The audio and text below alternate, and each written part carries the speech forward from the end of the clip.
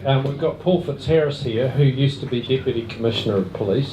Yes, I was a former police officer. First of all, I want to acknowledge Tim. Tim was awarded a Queen's Commendation for bravery as a result of Aramoana, so well done, Tim. So, I was a police constable and I was a member of the anti-terrorist squad which morphed into the Special Tactics Group. We were sent to Aramoana where myself along with others had to shoot David Gray. As a result of that massacre, there were certain changes made. As we know, I believe that they were cosmetic changes that there was more inspections, some weapons got categorised to Category E. I started to write to the news media, started to contact local politicians. Now, this is apolitical, so I don't want you to think I'm supporting any side, but these are facts. The National Party stymied the report. There was 20 recommendations. I think they adopted 7. Those recommendations were purely cosmetic again, storage, a little bit of carriage.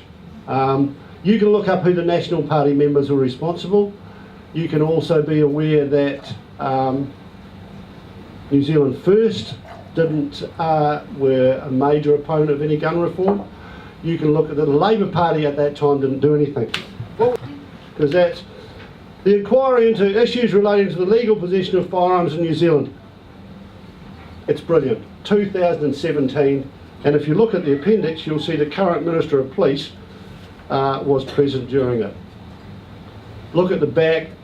New Zealand First gave the standard NRA excuse of why we don't need to change our firearm legislation. So this excellent article here, including graphs and the good information, the answer for gun law reform. This is from Spin-Off magazine. Very, very well written. Under the present legislation, because the government of the day at the time removed the police from the registration that they had, I can buy 100 Category A weapons, I can sell 99 of them, and you have to show me your firearms licence. Can I see it? Well, that looks like it. It could be anything. Did I see it? Did I record it? Did I know where it's gone? No. I cited the licence. No idea where these weapons are. We need to have an active legislation now which requires all persons to register the firearms to who they are and identify point of sale, and we also need a process which is down in this document, which I think cost $1 million. I reprinted it for very little because a friend of mine helped me, and it identifies point of sale, it identifies trade me sales. It's amazingly well written. Why we're going to reinvent the wheel on this, I've no idea. We need the amnesty has been called by the Prime Minister, but we needed a fixed date, so that on such and such a date you are now in possession of an illegal firearm. End of story. That's it. All MSAs, all military style assault rifles need to go. They serve no purpose. We're not talking about the hunting community, a real part of New Zealand. Bolt action rifles, they will always be here and will always have a need for them. There will always be a part of the community that will use them. We cannot.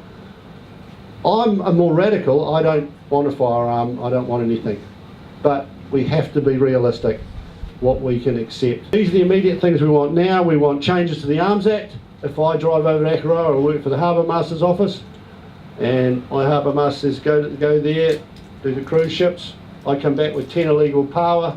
They take my car, my trailer, I don't have a boat, my boat, everything associated with that. I come back from Akaroa with 10 Kalashnikovs, 6 9mm, a couple of 222s, AK and some AR-15s. These are all acronyms for just weapons that kill you. And they'll take those but leave my vehicle. So we need to have a carriage of weapon in the vehicle, an illegal weapon, your car goes.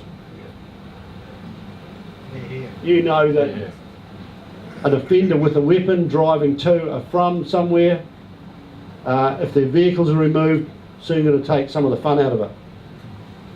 If it's in your house, no longer, the fines need to go up. This will be more with the full review of the Act.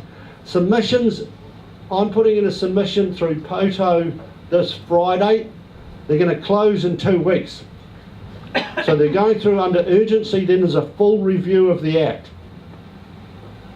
So what you decide to do from there, I personally, my opinion, and I've been involved in this, I spent a lot of my younger life in this world, that there's no place for those weapons in New Zealand. And since I saw those, and I've been to homicides where firearms are used, they have no place.